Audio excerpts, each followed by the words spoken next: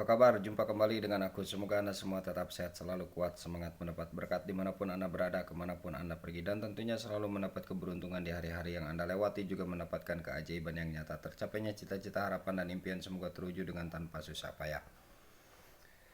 Nah, zodiak Aries, bulan-bulan ini mesti bisa membaca tanda.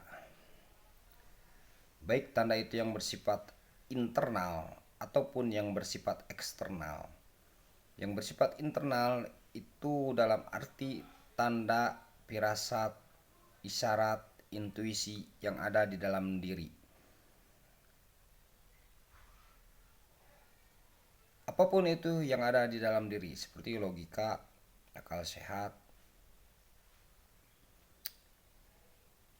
dan lain sebagainya, yang berupa isyarat-isyarat. Mata hati, mata hati. Bertanyalah kepada nurani.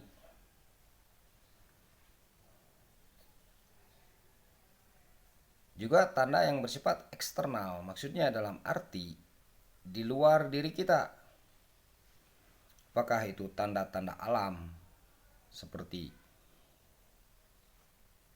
gunung, pohon, atau tanda-tanda dari apa di sekitar kita, seperti kopi tumpah. Ada tanda kopi tumpah, ada. Kalau saya kopi tumpah ya, kopi tumpah nggak sengaja, tapi itu biasanya isyarat bakal dapat uang. Contoh ya, contoh itu.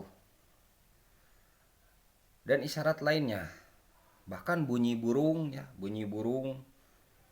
Kemudian hewan peliharaan, yang memiliki hewan peliharaan itu mesti bisa membaca tanda itu. Semua itu memang ada isyarat, pemberitahuan, ada sinyal. Menurut saya begitu yang saya pahami. Mungkin diketahui oleh orang yang mengetahui dan tidak diketahui oleh orang yang tidak mengetahui, atau dialami oleh orang yang mengalami, tidak dialami oleh orang yang tidak mengalami, atau disadari oleh yang menyadari, tidak disadari oleh yang tidak menyadari.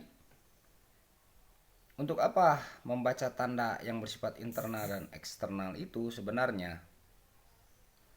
Pertama, untuk membawa motivasi. Ketika itu misalkan tanda kebaikan, itu untuk membawa dorongan agar lebih bersyukur, berbuat lebih baik lagi, untuk memotivasi kita agar bangkit. Misalkan ya, misalkan ada tanda kedutan nih, kedutan di telapak tangan. Wah, ini katanya biasanya bakal dapat uang.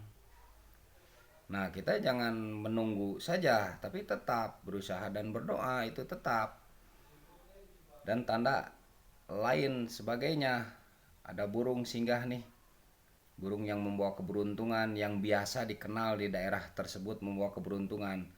Wah, ada burung kesini, ada kupu-kupu, ada tamu nih, tamu membawa kebaikan, kupu-kupu si rama-rama misalkan, tamunya membawa kebaikan, mau berkat. Ya, kita tidak salah kan menyambut tamu dengan suguhan-suguhan yang kita miliki, untuk membawa motivasi begitu tanda itu. Juga untuk apa lagi? Untuk mengantisipasi ketika tanda itu misalkan sinyal itu ada sinyal buruk, ada sinyal kurang baik, misalkan yang dikenal di daerahnya. Kalau seperti itu biasanya kurang baik nih, tanda alam seperti ini kurang baik nih, sinyal seperti ini kurang baik nih, pemberitahuan seperti ini kurang baik nih, misalkan dari benda atau hewan atau alam ya, yang seperti gunung atau apapun, atau pohon. Sebenarnya banyak ya, banyak. Dan di tiap daerah itu bisa berbeda, bisa berbeda. Bahkan penerapan di dalam dirinya pun bisa berbeda tanda itu. Ketika misalkan contoh melihat tikus besar, tiba-tiba tikus besar. Kalau saya kalau melihat tikus besar biasanya bakal dapat uang. Biasanya saya, kalau saya. tiba-tiba tidak sengaja ya, tidak sengaja, wah bakal dapat uang, tapi saya tidak berpangku tangan, tetap mencari dan tetap berdoa ya, semoga ada rezekinya, tidak menergantungkan ke tikus itu, enggak. Masa menergantungkan ke tikus itu, enggak.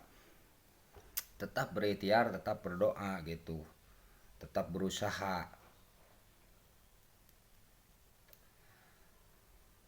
Kalau saya ketika lihat tikus besar, mungkin untuk sebagian orang ya tidak begitu, begitu, tidak begitu, begitu, tidak begitu, begitu.